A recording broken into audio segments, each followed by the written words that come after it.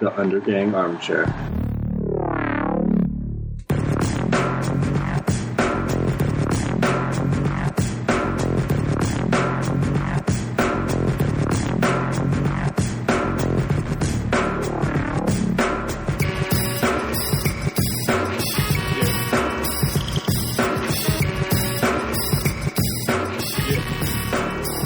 Welcome back, everybody. This is the Undergang Armchair Podcast. I am Ando, your host.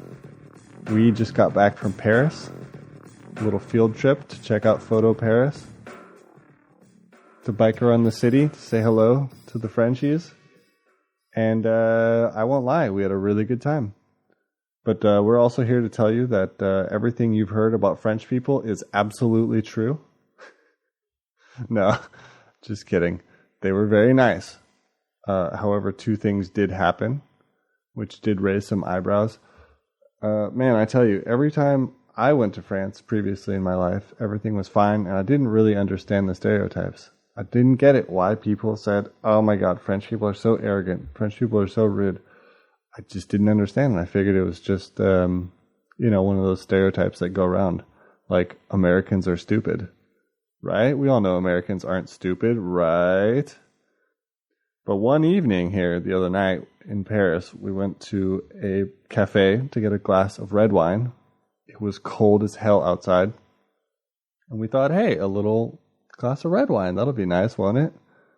So we go in and order it, and the waitress goes to the fridge and pulls out a box of wine and fills our glasses and brings it to us. That's right, cold-ass red wine. And I kind of figured, well, that's the way it's supposed to be because I'm practically minded, right? These French people know more about wine than I do. So I kind of drank some of my cold wine, but my girlfriend, being of a keener and sharper wit than I, immediately said, this is not right. So we discussed for a little while, back and forth, over a cold glass of red wine. And I'm talking cold, like fog on the outside of the glass, cold. Condensation. So we talked for a little while, and then we asked the waitress, and she's like, oh yeah, totally, that's really weird, like it's not normal at all. Basically she told us, yeah, I wouldn't drink that either. So I don't know what the hell they were doing, why they were serving wine, that they were like, oh yeah, we wouldn't touch this stuff. It wasn't really a touristy place, it didn't look like. I mean, there was not that many people there, maybe that's why, but Jesus Christ, a cold Merlot and a cold evening, that's just great. And then there was another incident with a cold cup of coffee, which the server absolutely denied was cold, when in fact it was quite cold. But other than that, we ate all sorts of crazy food. Your host ate some veal kidney, believe it or not. Ate some snails. Because, I figured, fuck it, I'm in France. Why not? Actually, the veal kidney was an accident. I did not know what I was getting into. But a lot of flavor in those veal kidneys, kind of tell you. But, we'll stick to the art here. I imagine that's what you guys are more interested in. We, of course, saw Photo Paris. It was huge. It was the size of the main station in Copenhagen or something like that. And, as with all those fairs, after about an hour to 2 hours, depending on your constitution, you have a hard time seeing more after that.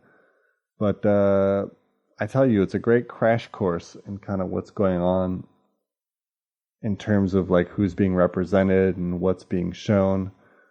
One of the things I noticed is that materials really are back in photography. A few years ago when I went to Photo Paris, it was really concept-based. But now materials have come around. Paper, three-dimensionality, collage, the tearing and manipulation of paper, all that seems to have come around, which I found quite interesting and which, of course, I really enjoyed.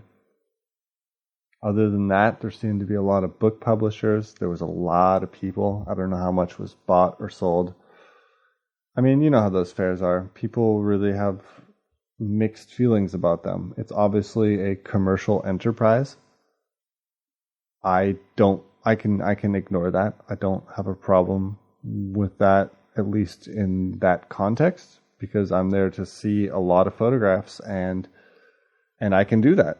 So for me, I don't really mind the overt capitalism of it, the arrogance, the snottiness, any of that. I don't mind, because I can essentially be invisible and walk around and see it all. But, it's a mixed bag. There was a few Danish galleries represented. There was Peter Lau Photo Gallery. Had a pretty nice show up, showing some Adam Jeppesen, and they're always friendly to talk to. And then Martin Aspect Gallery apparently was there. I did not see them, even though I thought I saw everything. So I don't know where you were hiding, guys, but I didn't see you guys. But yeah, I mean, it's worth a visit, one of those things. It was in Grand Palais, which is a pretty incredible building. And I'll write a little bit more about this on our blog, on our Undergang Armchair page, so you guys can read a little bit more about it. I, of course, wrote down a bunch of names, a bunch of stuff to see. And I did buy a €3 bottle of water. I was thirsty. What can I say? All right, so our guest today is our friend Troels Carlsen, the beloved, the folk hero, the man of the hour, Troels Carlsen. I'm not sure how much of an intro the man needs. He's killing it right now. He's been going up and up.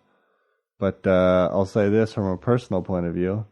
Troels is one of the first people here in Copenhagen who really wanted to know who I was and what I was doing here, and showed a lot of interest. And I think that actually also relates to his work. He shows a lot of interest in people, in ideas, in ways that people are. It's been said a lot about him that he's interested in the human condition, which I think is absolutely true. But that doesn't translate to him being reclusive and judgmental from the sideline. He's out there, and he wants to talk to people, and he's friendly and outgoing. So Troels is a natural. We were happy to have him here on the show. For you Americans, that would be trolls. I'm not really sure how he deals with that. And with no further ado, enjoy the interview.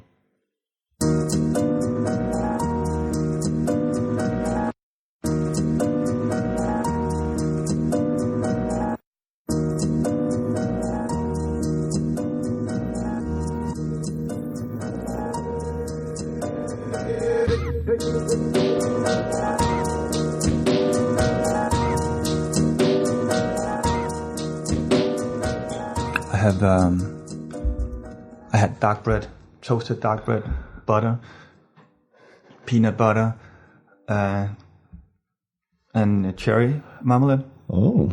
Chili flakes, a cup of coffee, 2 eggs.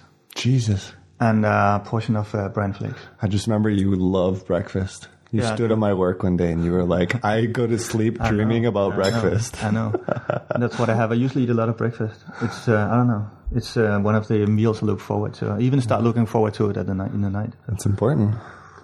So where do you come from, Troels? Orange juice. I forgot orange juice. Gotta have orange juice. Where I come from, I was born in Copenhagen and we moved out, as we just talked about early on this morning. I moved out. You don't remember Copenhagen as a kid, do you? No, I lived here when I was 1.5 years old. Oh, okay. And then we moved out. But I've been coming here. I mean, it's not like you move out and then you forget about it and you come back. It's like, what is Copenhagen really? How far away did you move away? My dad used to have a shop here. He always had a shop selling jewelry and watches. So you guys didn't live that far away? No, we lived like up north, which is like 30 kilometers away from here. And he would always, go into work every day and we'd pop in by the weekend and hang out. Even we used to hang out a lot in Copenhagen back in the days when we were teenagers, when we would bring our skateboards and go skating. Were you a little skate In the golden age of skateboarding, the late 80s. Right. When skateboarding went worldwide. Everywhere. When you had the directional boards and everything was hot pink and orange and purple. No, because we tapped into a different type of skateboard culture. Obviously, you start out and you're attracted to the graphics and all the color display on the skateboards and all the flashy stuff. But then pretty quickly you realize that there's a lot of other stuff going on in skateboard culture, which has to do with an underground culture, a certain underworld within the sport. It's like the art world. You can have you have like an underground type of art world, and you have the more mainstream commercial or whatever. Sure. Same thing goes for skateboarding, or used to go for skateboarding, same stuff. Right before Nike had but a now it's like, skateboarding brand. before Nike broke in. But back then it was still considered, there's still a possibility to tap into a more punk attitude in terms of being an active skateboarder. Were you a good skateboarder? I was. I had a sponsor contract actually with a Really? Copenhagen shop for a while. And they brought home, Airwalk shoes and all that. Had skateboard stuff from them for free, boards and stickers and wheels and trucks and shirts and all that. But you must have felt like a king. It was just before I started in high school. And then I broke my leg during the summer holiday. And then somehow I never got back to it as much as I did when I was 13, 14, 15, 16. It was like 4 really intense years. And I would skate when I was 17, 18 too, but it was just different. And they used to... I mean, it was not like a big sponsor contract, but they wanted me to get into contests a lot. Mm-hmm. Yeah, do competitions and show. And I didn't like to compete in skateboarding. And I didn't have the nerve. I didn't have the nerves for skateboarding. I wasn't focused in contests. Right. But, you just wanted to be alternative and hang out with your friends. I just wanted to skate, and I think I was fairly good at it. I was into street skating, but. As soon as the spotlight came on and the pressure, and you have to put together a program and do something in the course of 3 minutes, something that was scheduled in your mind, it kind of took off the creativity, which is part of skateboarding. Right. When you just skate for 2 hours and you develop new stuff and you go wherever you want to go, and so that was a different thing that I really didn't like. I think that's the argument against corporate skateboarding now. It's weird to say that, corporate skateboarding. I think today skateboarding culture thrives equally as good in a commercial sense as it does in a more urban, free sense. I noticed this year a lot of kids are walking around on skateboards again. 2 years ago there was almost nobody, and then now it's... Do you know why? Because they rebuilt the skateboard park in Phillip Park. They rebuilt it. It's like an internationally recognized skateboarding park now. It's great. It's beautiful. They shut it down for 2 years. That's true. And even back 2 years ago, you'd still have a lot of skateboarders, but I guess it's more visible now in the streets again. You see people rolling with the skateboards going to the park and stuff. Right. Did you go to school in Copenhagen? No. You went to school where you grew up? Yeah. What did you study? Where did I study? Yeah, I mean, was it just like what Americans call high school? Yeah, gymnasium? Gymnasium. Okay. Yeah, because I didn't study after high school. You didn't give a shit? We'll get back to that later on, I guess. No, I did study back up north in a school, that's it. I just did the 9 obligatory years in school, and then went on to gymnasium, which is high school. For 3 years. And then what? I mean, when you graduated gymnasium, did you have any idea what you wanted to do? No, I didn't, honestly. I just knew that I didn't have a strong desire at all to go studying in university. Were you drawing then? Were you making art? I was drawing on and off, I was. But what I did is that I went out of high school, and I went traveling with friends for 2 or 3 months with a friend, just doing a lot of different stuff, traveling around, and also stopping by in the mid area of France, doing grape picking, getting into just experiencing different stuff. And then I come back to Copenhagen. I'd actually work in a kindergarten for 6 months, and then I did my civil services instead of doing military service. I was a firefighter for 6 months, and how was that? It was fun. It was a lot of fun because actually I thought, this is going to be hell, and I had to do it. But because I pulled that number that said I had to do it. But and it was a lot of fun. It was a lot of young men's culture going on. Like you're put together with 80 young men from all types of corners in society. Do you know what I mean? Right. All types of people. Like all over Denmark. All different cultural backgrounds. Yeah, social backgrounds. Was it more partying or was it more work? It was equally as much partying as it was hard work. Because we were trained to become firefighters, and I don't know how you say that in English, but you get trained to move into houses, right? With the respirator. Yeah, with the respirator oxygen and the oxygen bottle on your back, and which is called røgdykker in Danish, which means like you dive into the smoke. Right, a smoke diver. It's part of the firefighter education. Actually, you're trained for the firefighter experience, you're trained to do that probably, and all the techniques and all this, the learning stuff about fire and how it develops and how it spreads and stuff. But you also have to deal with smoke, which is part of... which is quite dangerous, of course. Yeah. So you train for 3 months, and then you function the last 3 months as a standby firefighter for the proper firefighters. So you might actually get called out to a real fire. Yeah, we did that. We did get called out once. So we had to go in and were, for example, the local firefighter place. One time they had to go to a funeral, and we were standby. We had to step in their place, and in case the alarm went, we had to go out in the car and just move out. And that's what we did. The alarm went on, and we just moved out. Did you shit your pants? No, it was very exciting. Let's do this. It was kind of a very, kind of a very adrenaline oriented experience, because they had headphones in helmets back then, which was just 93, right? And you have you have a you're talking headset to going on in your helmet, and you're there with the oxygen bottle and all that, and you're riding across town in the fire extinguisher car, whatever you call it. With the fire truck. Siren going on. Right. Right, and you're sitting like 3 and meters we came off out. the It was ground. just an old lady who forgot. No, she didn't forget. No, what was it? Her. It was a freezer that had broken down, so it's just smoke coming out of it. It wasn't that dramatic. Oh, so you guys weren't. But I remember jumping out of the fire truck and then running, and the neighbors standing out, holding their kids tied to their chest, and looking, what's going on? Right. And then we were just 20-year-old, just running with the big fire hose and all that stuff. It was kind of funny, but it's a good experience. I used to like it a lot. I never thought I would like it a lot, because it was just something different and has to do with authority, and you had to make your way and act properly and stuff, and train a lot. Well, it was really interesting.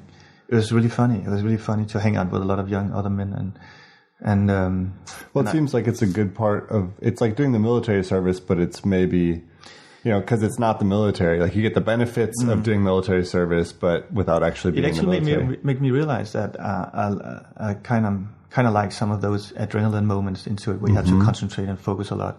But the social side of it reminded me a lot about the police school movies. Police Academy movie. That type of hanging out with other people and the funny stuff, making jokes, all that. Yeah, it was a lot like that. It was a lot like that. Yeah, I imagine. Or maybe that was actually the atmosphere that I had in the back of my mind, which I wanted to come out during this 6 months. Right. I don't know. I got called into the military when I moved to Denmark. Did you go? I did go, but I don't speak Danish, so too bad. You don't speak Danish? You do? I know you speak Danish quite well. I just moved here, and I didn't really know what I was doing. But I'd gotten a job, and I was 27. And I thought, you know what, if I was 20, this would be great. Because I'm not against going in the military. I'd kick my ass, teach me to get up in the morning, but my girlfriend had just moved here from Italy. She would have been like, fuck you, I'm leaving if I'd gone into the military then. Actually, the stuff that I did like, which is something you would think that I would think to myself that I wouldn't come to like, which was a discipline going on. Do you know what I mean? Like the authority thing, that somebody calling your name out very loud, go and do that. Carlsen, move to a right, do that. Something that I actually secretly I do appreciate. Yeah, totally. No, I think that would be the good part. Also, whenever I go to the gym and box, I do that from time to time. I like the kind of authority thing going on, that you have to obey a command from somebody who wants to lead you somewhere, and you have to do that. And do you know what I mean? So you're actually getting trained. You have to pay attention. You have to listen. That's something that's been very stimulating for me. Well, I think also as an adult, you realize there's nobody telling you what to do, and there's no like teamwork in life. Yeah. It's just like, oh shit, here I am. I have to figure out everything. You're totally right on that. It was definitely the sense of teamwork and just that spirit. The funny thing is that we talk a whole lot about the firefighting period, but let's just stick with it for a while. I remember that a lot of people didn't seem to appreciate it. And I didn't want to say that, but actually for me it was a nice experience, because you were totally connected with other people. You felt like a group, and it's something that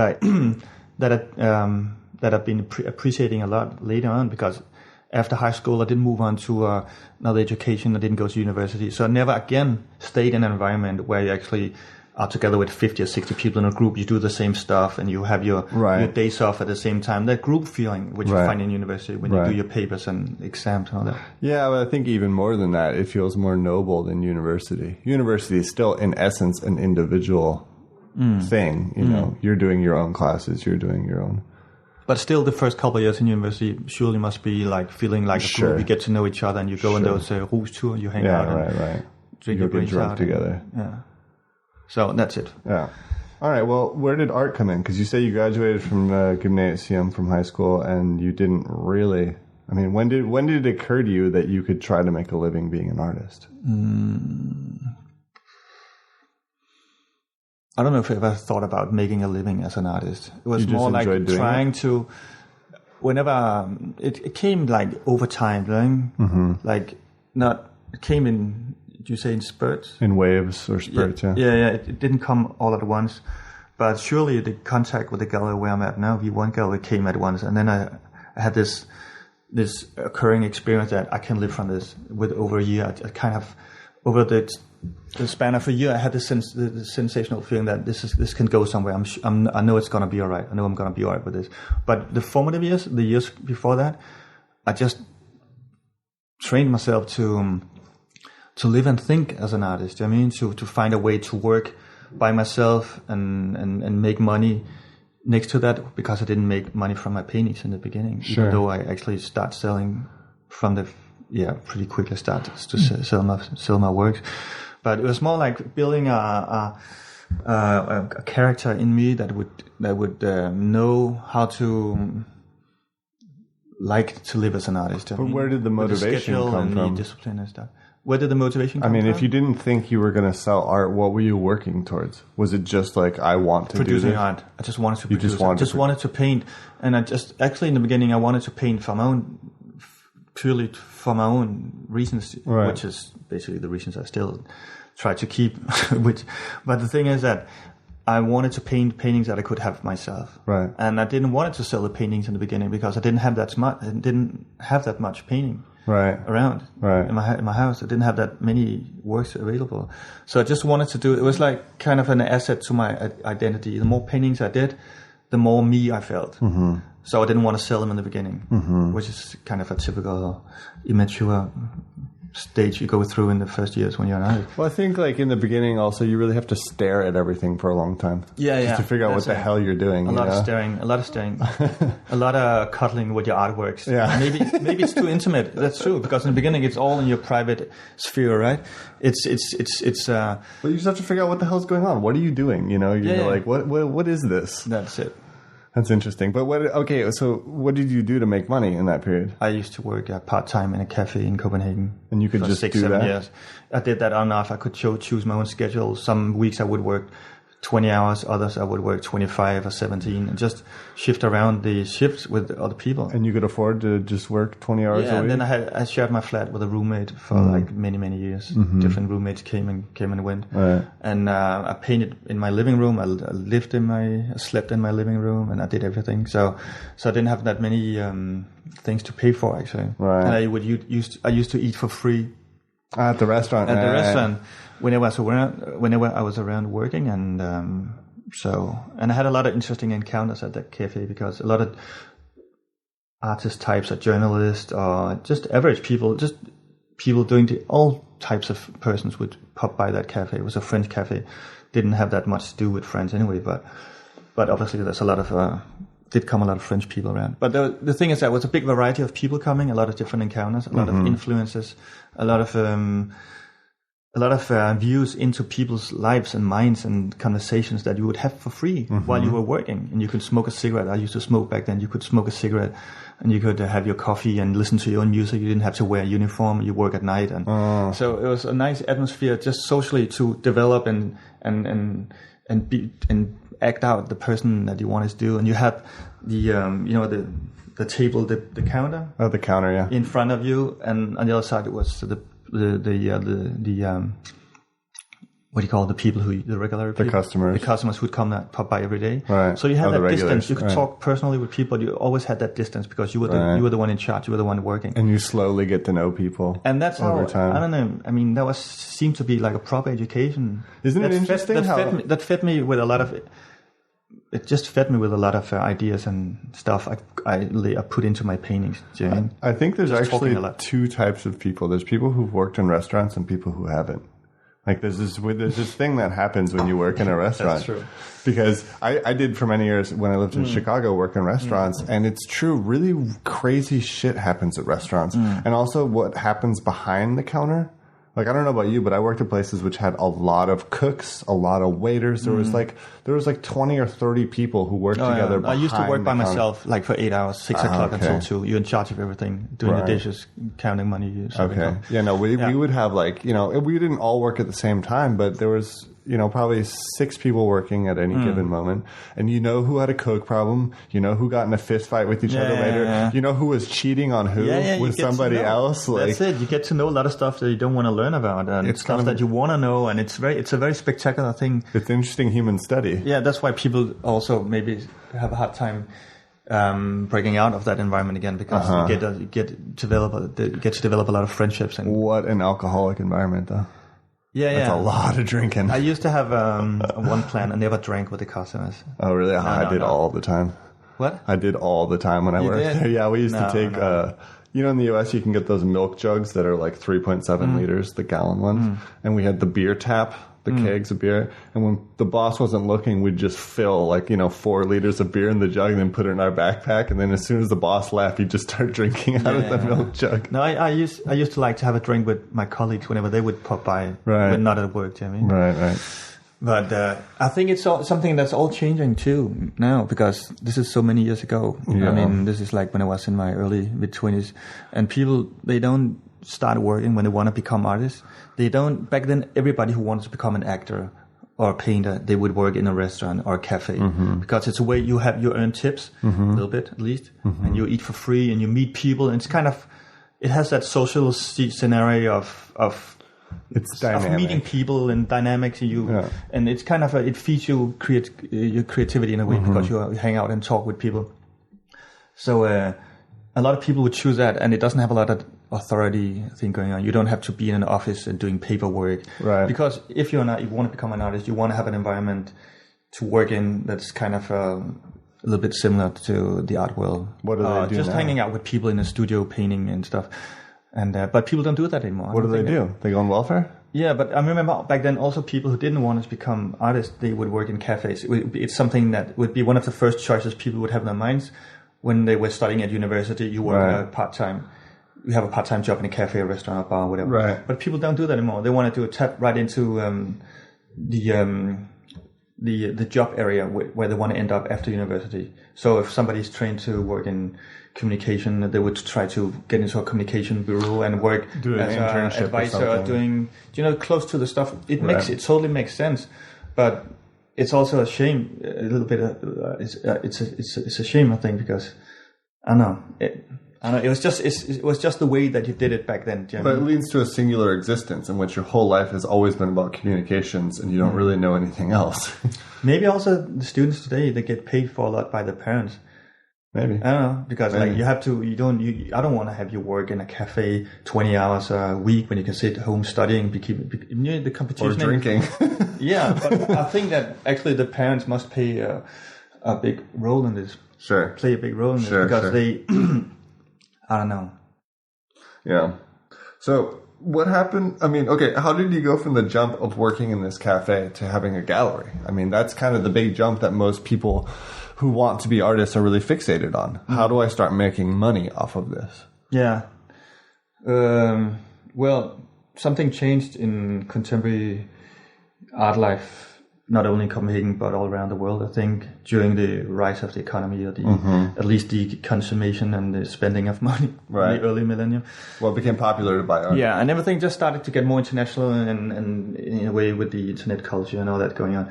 And just something happened in the early millennium, which was figurative painting, in the broad sense, became popular again after a long dry period in the 90s where people are more focused on installation art or like a homemade video art type of works. And so the painting got really, really interesting again for people to look at, to buy, to go and see it in galleries. And the galleries love to show it, put it on display and sell it. And it was something, it came like the big essence of the art world again. The painting was coming back. And well, I think, you started with V1 Gallery near the beginning of them, right? I mean, they started around the same time you joined, right?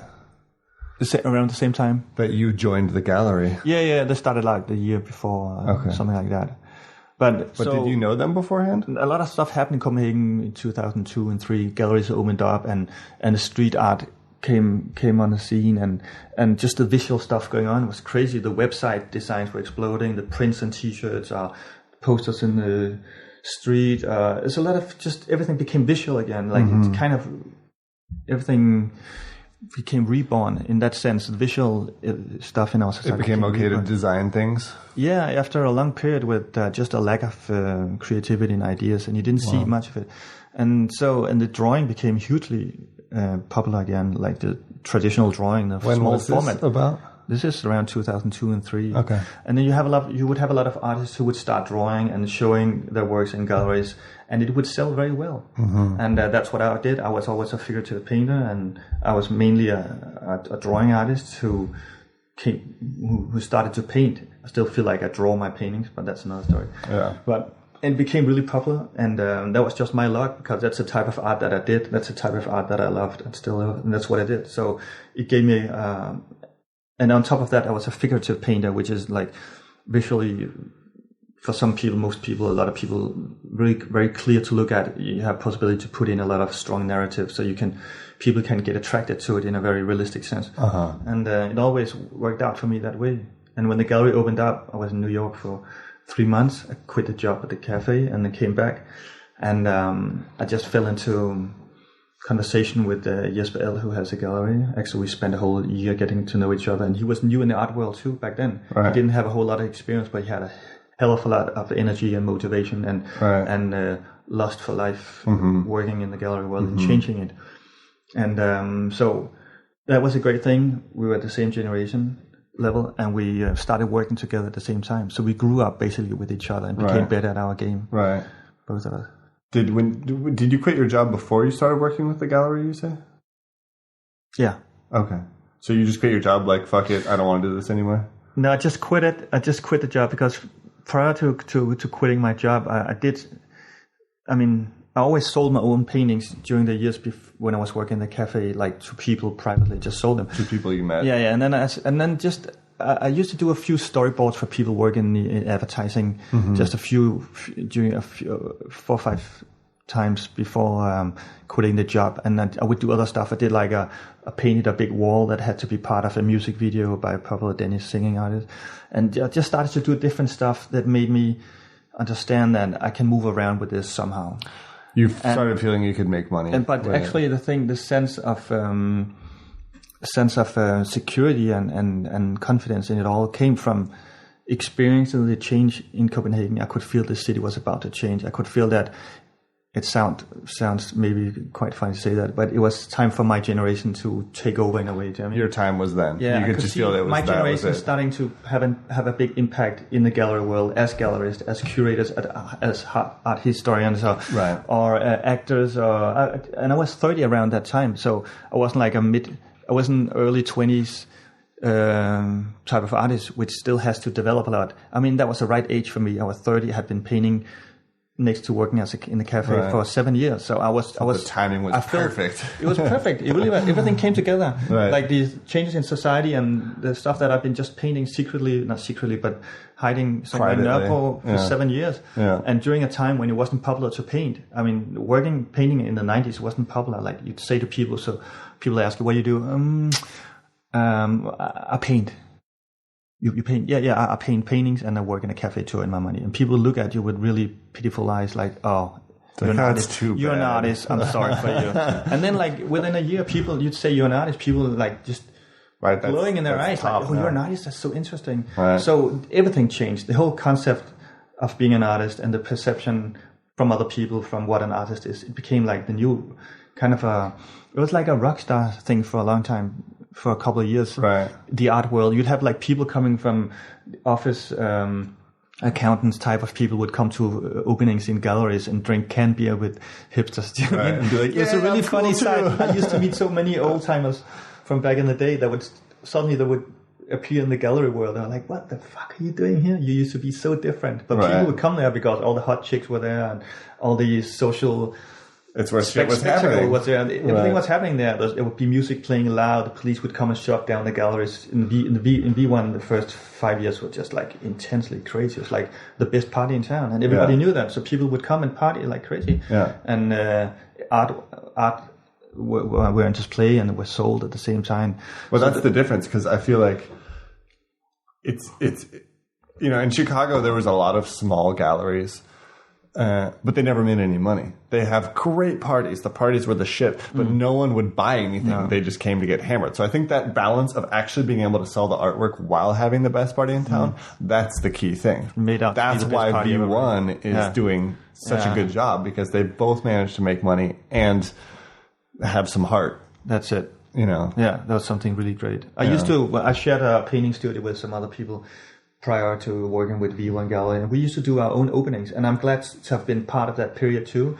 We would repaint the whole space and the floors and just try and put up the artwork on the wall in the most nice way we could. And we had like a graphic designer doing flyers, and we used to spread them all out on Nørrebro, and even we used to have stickers with the invitation just stuck onto the ATMs in Nørrebro, so people would have to look at it while trying to get money during. So we did. I'm glad and feel really happy to have been part of that period too, where you had to do it yourself. So we tried to do it ourselves. We did the openings. We drank the beer. We made people come. We had a few local newspapers or TV station come and interview us and stuff. But it never got to the level which came later on, where Politiken or the big like the big newspapers and people started to notice it. Right. I mean, but it was funny to have been part of that period where it was still like not popular to be an artist in that sense as it is now. And you don't sell anything when you are putting invitations on ATMs. I mean, you might, but there's this weird thing in art that you can't appear to be too desperate. You have to invite people, but you also have to be cool about it. Like, it's okay if you come, but it's okay if you don't too. Yeah. Which is interesting. That's a funny thing. You're right. But so I think it's kind of interesting. You have a twin brother, and he moved to New York, right? Yeah, I did. And he's an artist too. Mm-hmm. Are you aware of what it's like for him to be an artist in New York?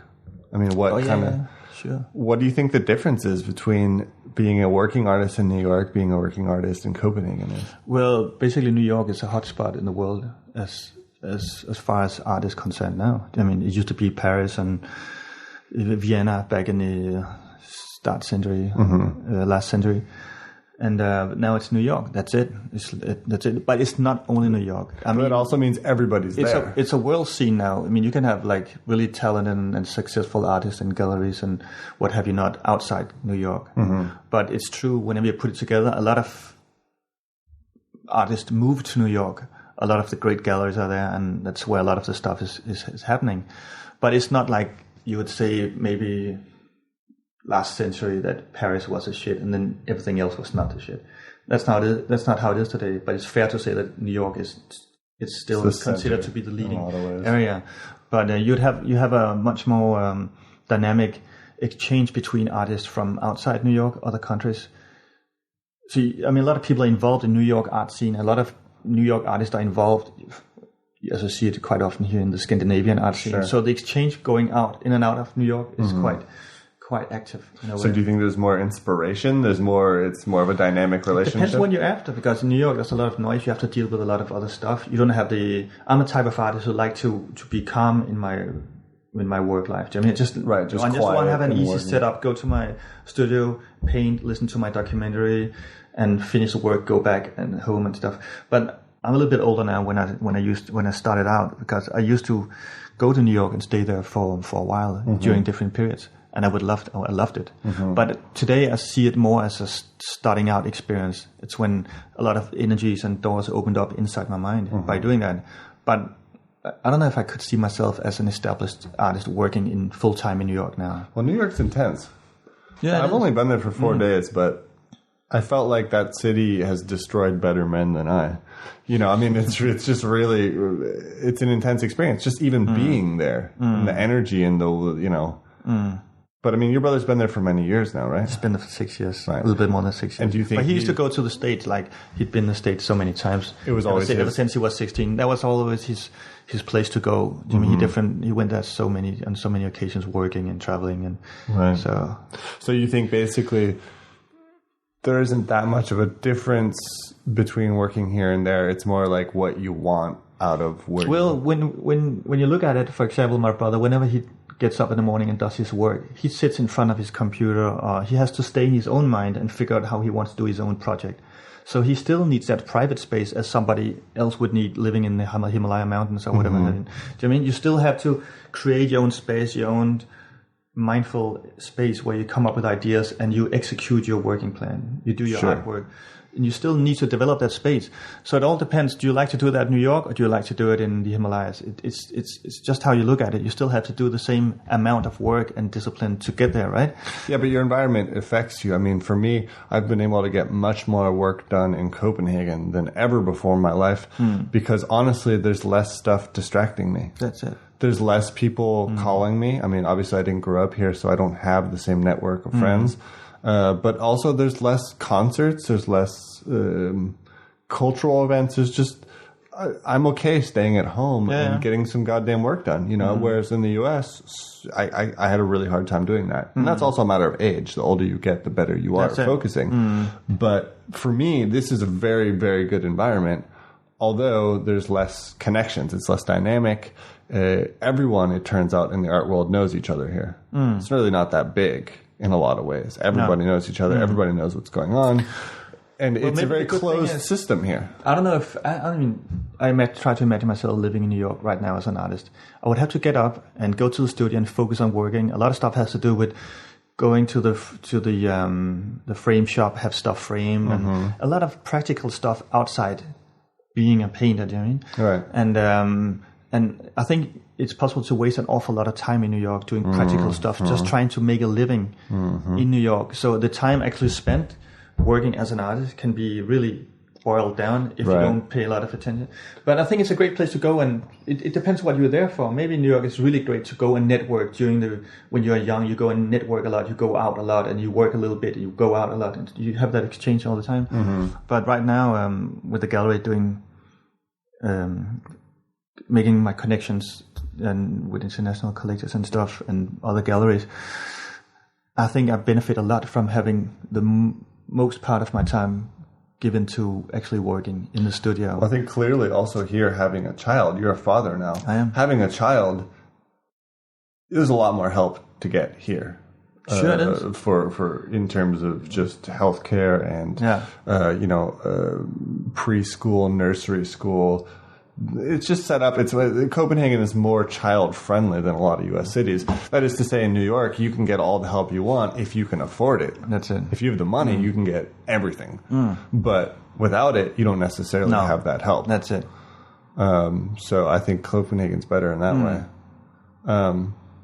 But yeah, I mean, you mentioned that you are making international connections and stuff. It feels like you're at kind of an exciting place right now. Like you're about to have this big spread in Juxtapose magazine, right? Yeah, it came out in August. It's actually already out. Have you seen it I should have brought it to you. We talked about that. Boo! No, I'm going to show it to you. Yeah, it came out in the August issue. Are you happy? Yeah, does it look good? I was doing some other interviews at the same time. How does it look? The one in Juxtapose? Yeah. It looks good. It's like a 8-page spread. And it has it shows some of my works, and there's quite a bit of text in there. Some good questions by Henrik Haven, the journalist, and then there's a big opening picture of me standing in the studio. It's like a proper interview layout. So that's great. Yeah, that's great. And other interviews have been. I did a lot of other interviews for some other magazines, which is coming out at the same time. Where?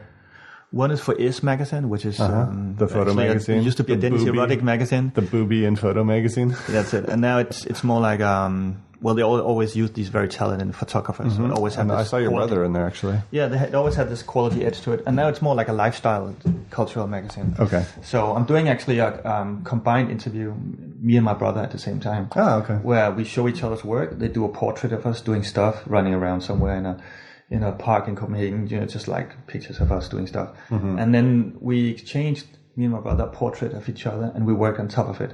So he sent me a picture of himself in black and white. I painted on top of it, and it's in the magazine. And did you give him a monkey head? He manipulated. No.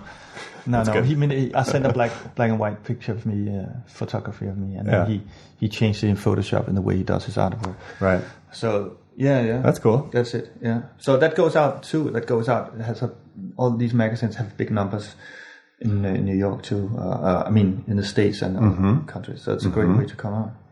So things are just getting better and better, huh? Yeah, but things still, even though you're on a good roll, things go up and down. Sure. Do you know what I mean? Sure. Yeah. So there's a lot of stuff stuff that doesn't work out the way that you wanted to work it out, because there's still places to go, even though I've been living from my art, selling great from it from the last 10 years. But there's still places that you have to go. You have to develop a new contact all the time. You have to develop your own work, and some of the projects don't go through. You have a talk with the gallery, and what do you mean don't go through? They don't sell, or they don't like them, or it could be like starting. It could be like you meet up with a gallery and you have a mutual interest in working together, and maybe it doesn't develop. Then you sink in one layer to the conversation, and you try to work towards the goal of actually working together, and maybe it doesn't. It never happens. So there's a lot of how can I describe it? A lot of meetings in the art world that doesn't become reality too. So a lot of waiting time, a lot of just waiting and see. Right. Waiting and seeing how things will develop. I guess you quickly learn not to believe anything until it's really for sure happening. Just the perspective of your own money life. You have to wait for money, getting paid, and a lot of people is waiting for each other. There's no association in the art world. It's not like you're secure. Like you don't have like a workers' union as you have in other places. You're not protected in a way. Right. So nobody stands up for you if you're expecting money to be paid from a show, money's not coming in, or maybe you have people putting reservations on your work. Do they pick it up? Do they actually end up buying it? There's a lot of stuff. You talk to a gallery, they want to show you, and they push it 1 year. We're changing our plans a little bit, but we still want to see more of the work. So a lot of stuff is just a lot of talking. A lot of stuff is waiting to happen all the time, while a lot of stuff is actually happening. Right. Good stuff too. But so it's always that undefined area where things can go everywhere. Right. In all directions. I listen to a lot of podcasts from comedians. And do you? Yeah, a lot, all the time. They have.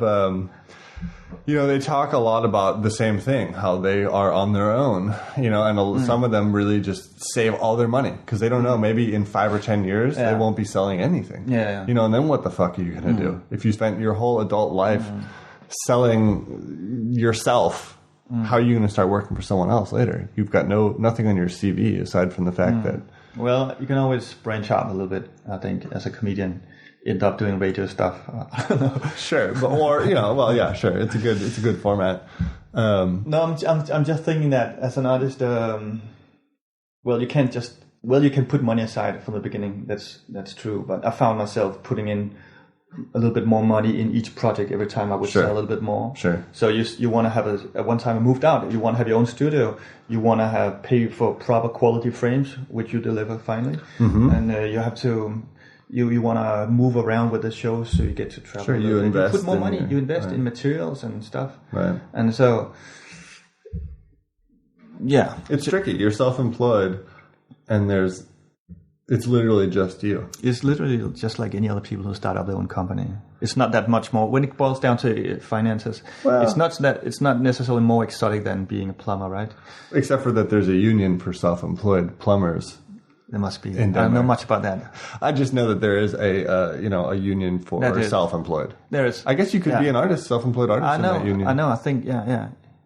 Although I've got a good friend of mine. But never did any research on that matter. Right. Never did. I never saw myself as having a possibility of being part of a union or desire to be part of a union. I never fantasized about having a safety platform in that way.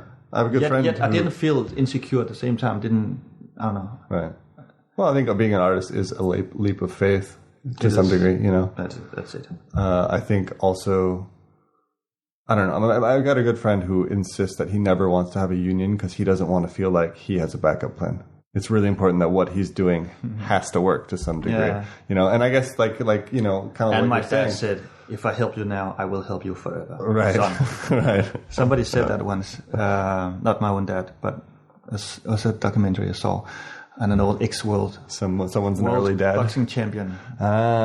Before he became a champion, and he was a young fighter, and he had his son who's 1 year old, and he wanted to go back and live with his dad because he was in financial problem. And his dad said, "If I help you now, son, I will help you forever." So and what happened? He became the world champion of the world, and he earned money. He earned his way.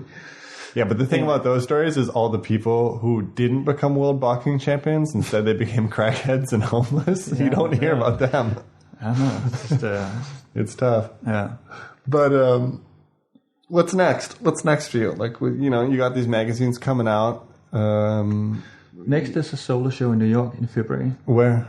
It's a place called White Gallery. Yeah. Basically, it's my former Spanish gallerist who moved to New York and became the director of a gallery. So I'm showing at the gallery where he's working now. When's that? It's in February, start February. We don't know the exact date yet. That's soon. Yeah, I don't know if it's soon. It's time enough. It's like 4 months. So do you have the works done, or is it? No. I'm working on it now. It's not the biggest gallery space in the world, so it's not one of the big projects. But still, I'm focusing on. I'm in the earliest starting period of work production now. How do you have an assistant, or do you do everything yourself? It's all... Yeah. Wow. I have you to do my frames. That's enough. Right. We do your frames. Are we going to do your frames for New York?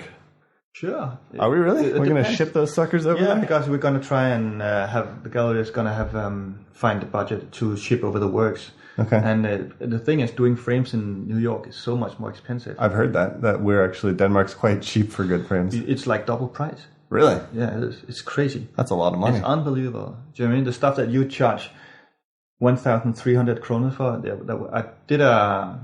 I had a price suggestion from a frame shop in the last winter, and it was like, you guys would charge me 1,300, they would take 4,000 something, or 500. For the same frame? For the same stuff. So you're telling me I should move to New York and be a framer? They use plexiglass, right? They don't use like real glass. Rarely. And I don't know why. I don't know why they do that.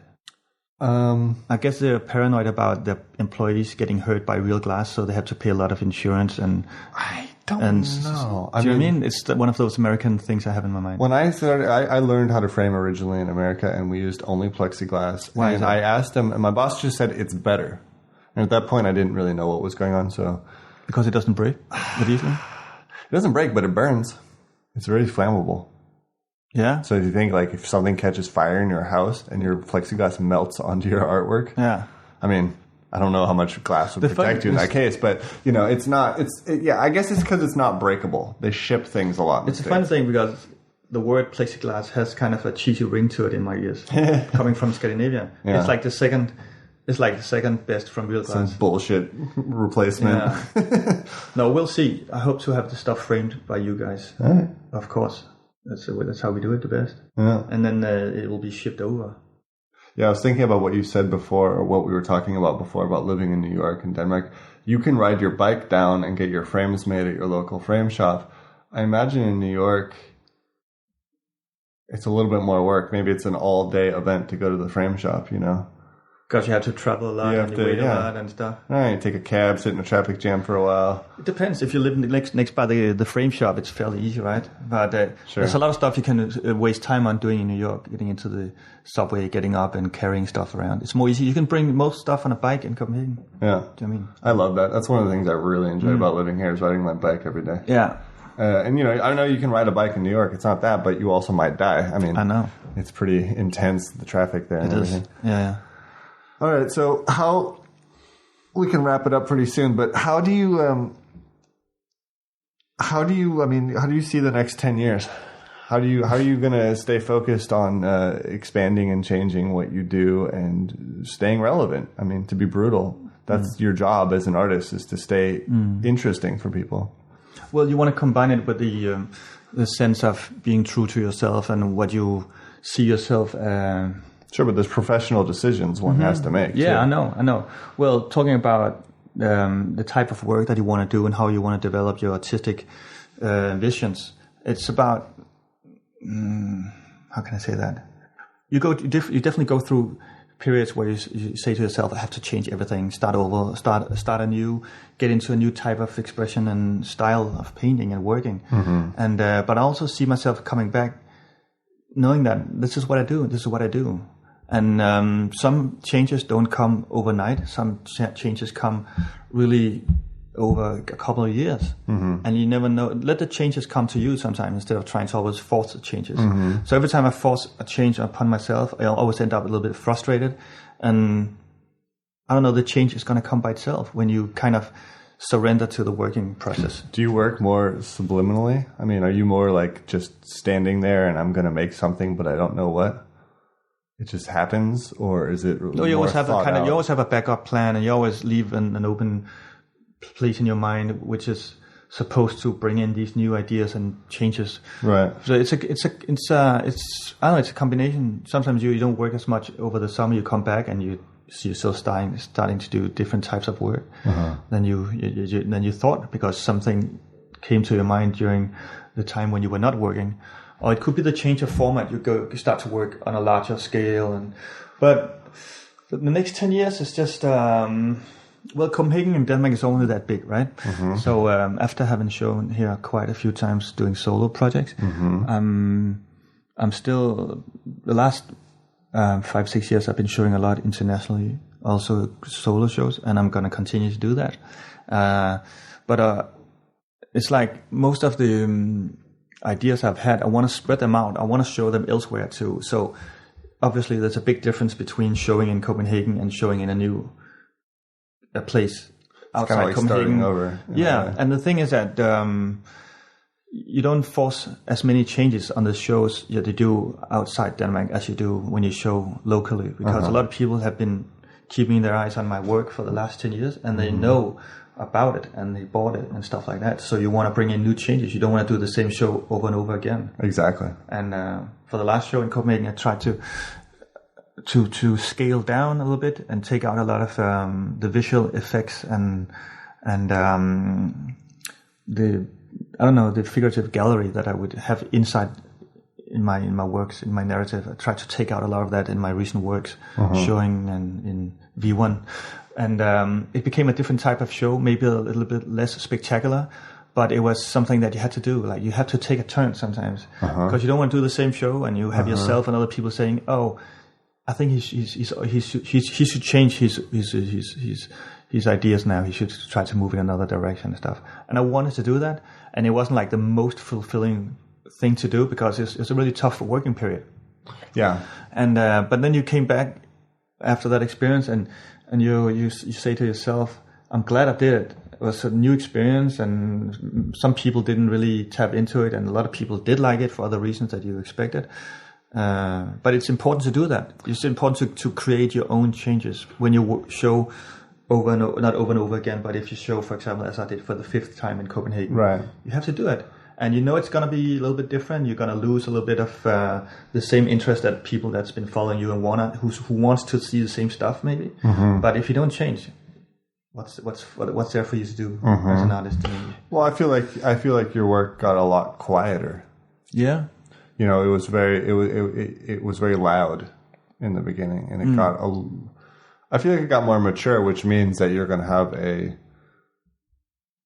lesser scope of appeal for if you're talking about like everybody liking it, maybe a smaller group of people like it, but hopefully you can cultivate a more subtle group, you know, people who appreciate it for what it is and appreciate it for being a little different, for being more mature and more focused, I guess you could say. And subtlety. I think subtlety is important. It shouldn't. It's also that something that comes over time. That you don't look for the same applause. I mean, you don't look to be as popular by demand as the last show. Do you know what I mean? Right. You maybe something that comes with just getting older. You don't really care about it in the same way. Right. Well, that's also the freedom of having shown and having more ability to make choices then, Yeah. All right. Well, thanks for coming. Thanks for a great talk. I appreciate it. We could go on all night. High five. High five. We'll do it again next time. We'll do it another time. All right. Bye, Troels. All right. That was Troels Carlsen, our good friend. Keep an eye on him. Take a look. He's been around for a while now, but he's just going up and up. He's represented here in Denmark by V1 Gallery. He is going to have a show in the spring of next year, I believe. He also shows internationally, New York, Mexico, LA, all those places, I do believe. And he's, I wouldn't exactly say he's up and coming because he's been going for a while, but he's making really interesting work. So for you guys who don't know him, check him out. I will put a link to his website on our website. And how about that segue? You can catch us at undergang.net. We also write about music and have a photo album, our family photo album. Please check those out as well. And if you like the podcast, please leave a comment. Please catch us on iTunes. Rate us on iTunes. Write us an email at holler@undergang.net. You can catch us on Twitter, the Undergang.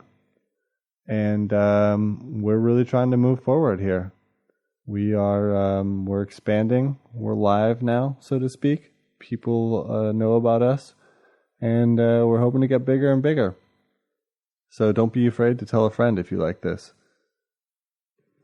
This episode was produced by Undergang Unlimited again. Intro music and outro music provided by Heavy Links. Check them out. Link on our website. And today's interstitial music was provided by The Insider. Also linked on our show notes page. That's it, guys. Thanks for this time. We'll catch you next week.